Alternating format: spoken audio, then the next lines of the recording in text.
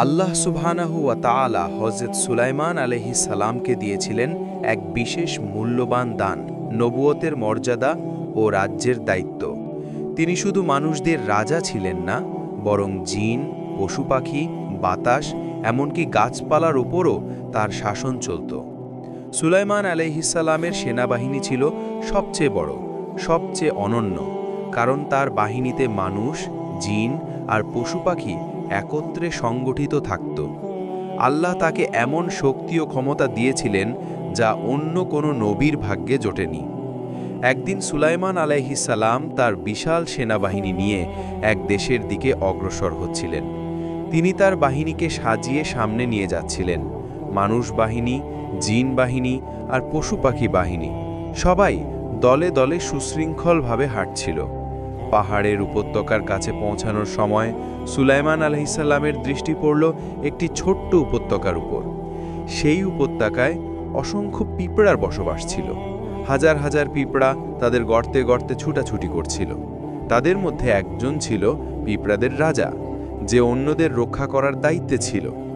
যখন পিঁপড়ার রাজা দূর থেকে দেখতে পেল বিশাল বাহিনী ধেয়ে আসছে, সে আতঙ্কে বুঝতে পারল যদি এই সেনাবাহিনী সরাসরি এগিয়ে আসে তবে তাদের ছোট্ট জীবনগুলো নিশ্চিহ্ন হয়ে যাবে। তারা সুলাইমান আলাইহিস সালামের বিশাল সেনাবাহিনীকে চিনত না, তাদের ক্ষমতা সম্পর্কে ধারণা ছিল না।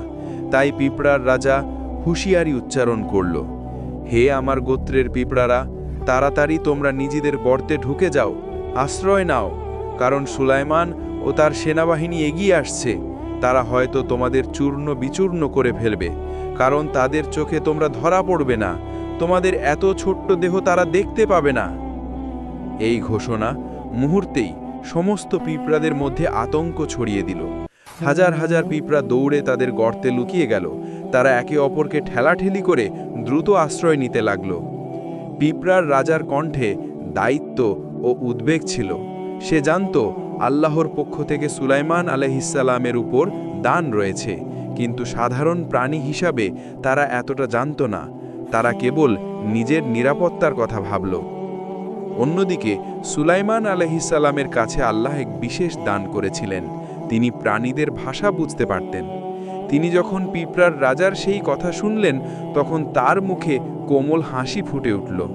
তিনি বুঝলেন আল্লাহ কত মহা রহমত করেছেন, এমনকি ক্ষুদ্রাতি ক্ষুদ্র প্রাণীকেও কথা বলার ও অনুভূতির ক্ষমতা দিয়েছেন। সুলাইমান আলাইহিস সালাম আনন্দের সাথে মুচকি হেসে আল্লাহর কাছে কৃতজ্ঞতা প্রকাশ করলেন। তিনি দোয়া করলেন, হে আমার রব, তুমি আমাকে শক্তি দাও যেন আমি তোমার এই মহান দানকে কৃতজ্ঞ চিত্তে স্বীকার করতে পারি। তুমি আমাকে শক্তি দাও যেন আমি নেক আমল করতে পারি যা তুমি পছন্দ করো, আর আমাকে অন্তর্ভুক্ত করো তোমার নেক বান্দাদের মধ্যে। এভাবেই সুলাইমান আলাইহিস সালামের মহিমা প্রকাশিত হয়েছিল। তার সেনাবাহিনী এক বিশাল শক্তি হলেও তিনি কখনো অহংকার করেননি, বরং তিনি এক ক্ষুদ্র প্রাণীর ভাষাও বুঝতে পেরেছিলেন এবং তা থেকে শিক্ষা নিয়েছিলেন। এ ঘটনা মানুষের কাছে প্রমাণ করে যে দুনিয়ায় যতই শক্তিশালী কেউ হোক না কেন, আল্লাহর কাছে সব কিছু ছোট। আল্লাহ দেয়া শক্তি সুলাইমান আলাইহির শাসন আল্লাহর দেওয়া ছিল সবচেয়ে বিস্ময়কর শাসন। আল্লাহ তাকে শুধু প্রাণীর ভাষা বোঝার ক্ষমতাই দেননি, বরং জিনদেরও তার অধীনে করে দিয়েছিলেন। জিনেরা ছিল এক প্রকার অদৃশ্য, আগুন থেকে সৃষ্ট, শক্তিশালী ও দ্রুত গতিসম্পন্ন সৃষ্টি। তাদেরকে আল্লাহর আদেশে সুলাইমান আলাইহির রাজ্যে কাজ করার জন্য বাধ্য করা হয়েছিল। কেউ প্রাসাদ বানাত, কেউ লোহা ও তামা গলিয়ে যন্ত্রপাতি তৈরি করত, কেউ সাগরে ডুব দিয়ে মুক্ত রত্ন ধনরত্ন নিয়ে আসত, আবার কেউ পাহাড় কেটে বিশাল ভাস্কর্য বানাত, কেউ মসজিদ মাদ্রাসার মতো উপাসনালয় নির্মাণ করত। কিন্তু জিনেরা স্বভাবতই ধূর্ত ও অহংকারী ছিল। তাদের অনেকেই সুলাইমান আলাইহির কাছে নিজেদের শক্তি নিয়ে বড়াই করতে চাইত। তারা মনে করত আগুন থেকে সৃষ্ট বলে তারা মানুষের চেয়ে শ্রেষ্ঠ। কিন্তু আল্লাহর ইচ্ছায় তাদের সকল শক্তি সুলাইমান আলাইহির অধীনে ছিল। একবার একদল জিন গোপনে পরিকল্পনা করল কিভাবে সুলাইমান আলাইহিকে ফাঁকি দেওয়া যায়।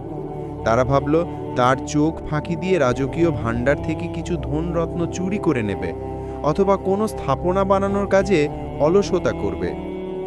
সুলাইমান আলাইহি কিন্তু ছিলেন আল্লাহর প্রেরিত নবী। আল্লাহ তাকে দিয়েছিলেন এমন বুদ্ধি ও দূরদৃষ্টি যা দিয়ে তিনি জিনদের চক্রান্ত ধরে ফেলতে পারতেন। একদিন জিনদের একটি দল কাজ না করে গোপনে বসে থেকে নিজেদের মধ্যে আলোচনা করছিল, সুলাইমান তো মানুষ, সে কি আমাদের দেখতে পায়? আমরা যদি কিছুটা চালাকি করি তবে সে টের পাবে না। তখন আল্লাহর পক্ষ থেকে অনুপ্রাণিত হয়ে সুলাইমান আলাইহি তাদের এই চালাকি বুঝে ফেললেন। তিনি একটি কৌশল করলেন। তিনি জিনদের সামনে এমন কিছু নির্দেশ দিলেন যা তাদের সীমার বাইরে। যেমন একটি বিশাল প্রাসাদ নির্মাণ করতে হবে যার মেঝে হবে স্বচ্ছ কাঁচের মতো। জিনেরা অবাক হলো। তারা ভেবেছিল এটা অসম্ভব, কিন্তু তারা চেষ্টা করতে লাগলো। দিনরাত তারা খাটল, কারণ তারা জানতো সুলাইমান আলাইহির শাসন থেকে পালানোর উপায় নেই। এদিকে কিছু জিন আবার অলসতা করছিল। তারা ভেবেছিল সুলাইমান আলাইহি টের পাবে না। তখন সুলাইমান আলাইহি তাদের ডেকে আনলেন। তিনি বললেন, তোমরা কি মনে করো আমি তোমাদের কাজ দেখি না? আমি আল্লাহর পক্ষ থেকে তোমাদের কর্মকাণ্ড সম্পর্কে জানি। তোমাদের চালাকি আমার কাছে কিছুই গোপন নয়। জিনেরা ভয় পেয়ে গেল। তারা বুঝল সুলাইমান আলাইহির জ্ঞানের কাছে তাদের কোনো গোপনীয়তা নেই। তারা হতবাক হয়ে বুঝল যে নবীকে আল্লাহ শক্তি দিয়েছেন তাকে বোকা বানানো সম্ভব নয়।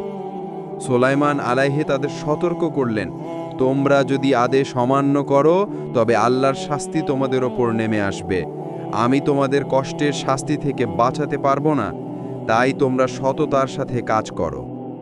এই ঘটনার পর থেকে জিনেরা আরও বেশি ভয়ে সুলাইমান আলাইহির অধীনে কাজ করতে লাগলো।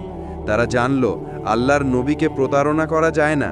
তাদের মনে হলো তারা যতই ধূর্ত হোক না কেন, সুলাইমান আলাইহির জ্ঞানের আলোতে তারা ধরা পড়েই যাবে।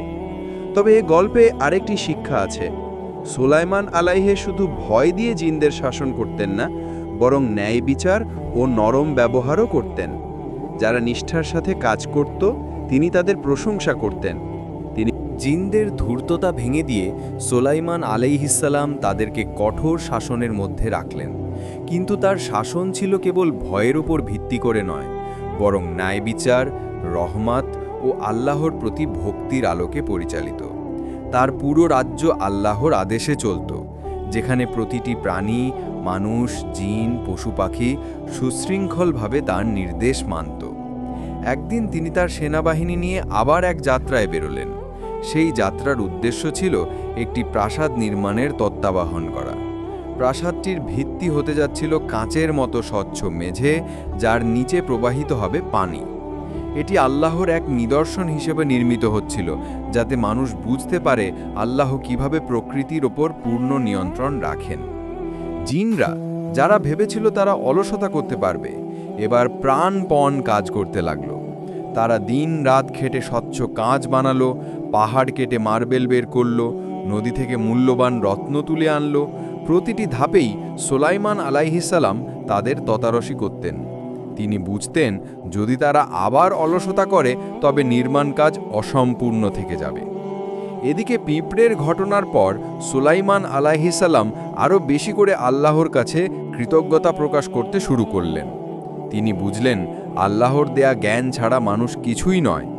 এমনকি ক্ষুদ্র পিঁপড়েও আল্লাহর ইলহাম পায় এবং জাতিকে রক্ষার ব্যবস্থা করে। তাই সুলাইমান আলাইহিসসালাম প্রতিটি কাজের আগে আল্লাহর নাম নিয়ে শুরু করতেন এবং আল্লাহর কাছে দোয়া করতেন, হে আমার রব, আমাকে সেই শক্তি দাও যাতে আমি তোমার অনুগ্রহের জন্য কৃতজ্ঞ হতে পারি। আমাকে তোমার রহমতের পথে চালিত করো। এই সময় তার রাজ্যে আরও অনেক বিস্ময়কর ঘটনা ঘটেছিল। যেমন একদিন হুদহুদ নামক একটি পাখি তার সামনে উপস্থিত হলো। হুদহুদ ছিল খবর সংগ্রহের জন্য ব্যবহৃত বিশেষ পাখি। এটি দূর দেশ থেকে উড়ে এসে সংবাদ নিয়ে আসত। একদিন যখন হুদহুদ দেরি করল, সুলাইমান আলাইহিসসালাম রাগান্বিত হয়ে বললেন, যদি হুদহুদ দেরির জন্য যথার্থ কারণ না দেখায় তবে আমি তাকে কঠোর শাস্তি দেব। কিছুক্ষণ পর হুদহুদ ফিরে এলো। সে বলল, আমি এমন একটি সংবাদ এনেছি যা তুমি জানো না। আমি সাবার দেশে গিয়েছিলাম। সেখানে দেখেছি এক রানী আছে যার নাম বিলকিস। সে ও তার প্রজারা সূর্যকে সেজদা করে, আল্লাহকে নয়। এই সংবাদ শুনে সুলাইমান আলাইহিসসালাম বিস্মিত হলেন। তিনি বুঝলেন এ এক বিশাল পরীক্ষা। তিনি হুদহুদের হাতে একটি চিঠি লিখে দিলেন, যেখানে আল্লাহর একত্ববাদ এবং সত্য ধর্ম গ্রহণের আহ্বান জানানো হয়েছিল। এখানেই দেখা যায় যে সুলাইমান আলাইহিস সালামের শাসন শুধু জিন ও পশু পাখির ওপর নয়, বরং আল্লাহর দাওয়াত পৌঁছে দেওয়ার ক্ষেত্রেও ছিল। তিনি শুধু একজন রাজা ছিলেন না, ছিলেন আল্লাহর নবী, যার মূল দায়িত্ব ছিল মানুষকে তাওহীদের পথে আনা। জিনরা যখন দেখল সুলাইমান আলাইহিস সালাম এমনকি একটি পাখির মাধ্যমেও সংবাদ পান, তারা আরও ভীত হলো। তারা বুঝল তার সামনে কোনো চালাকি করার সুযোগ নেই।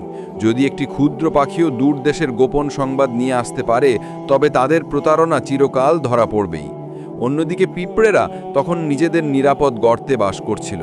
তারা সেই দিনের ঘটনার কথা ভুলে যায়নি। তাদের মনে দৃঢ় বিশ্বাস জন্মেছিল আল্লাহ যাকে নবী বানান, তার শাসন থেকে বাঁচার উপায় নেই। আর মানুষদের চিঠি যখন সাবার রানীর হাতে পৌঁছালো, সে বিস্মিত হলো, কারণ এত শক্তিশালী ও মর্যাদাবান একজন রাজা কেবল নিজের ক্ষমতার কথা লিখেনি, বরং আল্লাহর নাম দিয়ে শুরু করেছে। এতে সে বুঝল এ কোনো সাধারণ রাজা নয়। সে তার মন্ত্রীদের ডেকে বলল, আমাদের কাছে একটি গম্ভীর চিঠি এসেছে। আমি সাধারণত কোনো বড় সিদ্ধান্ত নিজের একার উপর গ্রহণ করি না, তোমাদের মতামত চাই। মন্ত্রীগণ বলল, আমাদের কাছে শক্তি ও সৈন্য আছে, আমরা চাইলে যুদ্ধে যেতে পারি, তবে চূড়ান্ত সিদ্ধান্ত তোমার। রানী চিন্তা করল। সে জানত সুলাইমান আলাইহিস সালামের ক্ষমতা অসাধারণ। সে বলল, যুদ্ধ অকারণে ধ্বংস ডেকে আনে, আমি আগে তার শক্তি যাচাই করব। তাই সে একটি উপহার পাঠালো, স্বর্ণ, রূপা, মূল্যবান রত্ন ও দাসী দাসদের নিয়ে সাজানো এক কাফেলা। যখন উপহার সুলাইমান আলাইহিস সালামের কাছে পৌঁছালো, তিনি তা প্রত্যাখ্যান করলেন। তিনি বললেন, তোমরা কি আমাকে ধনসম্পদ দিয়ে কিনতে চাও? আল্লাহ আমাকে যা দিয়েছেন তা তোমাদের ধনসম্পদের চেয়ে অনেক বেশি মূল্যবান। তোমরা ইসলাম কবুল করো, এটাই আমার দাওয়াত। এদিকে রানী সাবা নিজেই সুলাইমান আলাইহিস সালামের সাথে সাক্ষাৎ করার জন্য রওনা হলো। তার সিংহাসন ছিল অত্যন্ত মূল্যবান, স্বর্ণ, রূপা, মণিমুক্তা দিয়ে সজ্জিত। সুলাইমান আলাইহিস সালাম রানীর আগমনের আগে জিনদের উদ্দেশ্যে বললেন, তোমাদের মধ্যে কে সাবার রানীর সিংহাসন আমার কাছে নিয়ে আসতে পারবে তার আসার আগেই? এক শক্তিশালী জিন বলল, আমি তা তোমার সভা শেষ হওয়ার আগেই এনে দেব। কিন্তু সুলাইমান আলাইহিস সালামের এক সৎবান্দা, যাকে আল্লাহ বিশেষ জ্ঞান দিয়েছিলেন, সে বলল, আমি চোখের পলক ফেলার আগেই তা এনে দেব। মুহূর্তের মধ্যে রানীর সিংহাসন সুলাইমান আলাইহিস সালামের সামনে হাজির হলো। তিনি সঙ্গে সঙ্গে আল্লাহর শুকরিয়া আদায় করলেন। এ আমার রাবের অনুগ্রহ, আমাকে পরীক্ষা করার জন্য যে আমি কৃতজ্ঞ থাকব নাকি অকৃতজ্ঞ। পরে সুলাইমান আলাইহিস সালাম তার দাসদের নির্দেশ দিলেন সিংহাসনটিকে কিছুটা পরিবর্তন করতে, যেন এটি দেখে রানী নিজেই চিনতে পারেন বা নাও পারেন। উদ্দেশ্য ছিল তার বুদ্ধিমত্তা যাচাই করা। যখন রানী সাবা এসে সুলাইমান আলাইহিস সালামের সভায় প্রবেশ করল, তাকে জিজ্ঞাসা করা হলো, এ কি তোমার সিংহাসন? সে বলল, এটা যেন আমারই সিংহাসন। এ উত্তর প্রমাণ করল সে পরিস্থিতি বুঝতে পারছে এবং চিন্তাশীল। এরপর রানীকে এমন এক প্রাসাদে প্রবেশ করানো হলো, যার মেঝে ছিল স্বচ্ছ কাঁচের তৈরি, নিচে প্রবাহিত হচ্ছিল মাছ। রানী ভেবেছিল এটি আসলেই নদী, তাই সে ভিজে যাওয়ার ভয় নিজের পোশাক তুলতে লাগল। তখন সুলাইমান আলাইহিস সালাম বললেন, এ কাঁচের মেঝে। এ দৃশ্য দেখে রানী বিস্মিত হল। সে বুঝল এ কোনো সাধারণ রাজ্য নয়, এখানে আল্লাহর অসীম শক্তি ও নিদর্শন প্রকাশ পাচ্ছে। তখন সে ঘোষণা দিল, হে আমার রব, আমি নিজে নিজের ওপর জুলুম করেছি। এখন আমি সুলাইমানের সাথে আল্লাহর কাছে আত্মসমর্পণ করছি, যিনি সকল সৃষ্টির রব। এইভাবে সাবার রানী ইসলাম কবুল করল। এটি প্রমাণ করে, যখন দাওয়াত হিকমত ও আল্লাহর শক্তির নিদর্শনের সাথে পৌঁছায়, তখন হৃদয় নরম হয়ে যায়। অন্যদিকে জিনেরা এই দৃশ্য দেখে আরও স্পষ্টভাবে বুঝল আল্লাহর নবীর সামনে তাদের শক্তি তুচ্ছ। তারা জানল সোলাইমান আলাইসাল্লামের রাজ্যে প্রতিটি কাজই আল্লাহর অনুমতিতে ঘটে। এই ঘটনার মাধ্যমে মানুষের জন্য শিক্ষা হল, ধনসম্পদ, ক্ষমতা, সৌন্দর্য কিছুই স্থায়ী নয়। আসল মর্যাদা হল আল্লাহর আনুগত্যে আত্মসমর্পণ করা।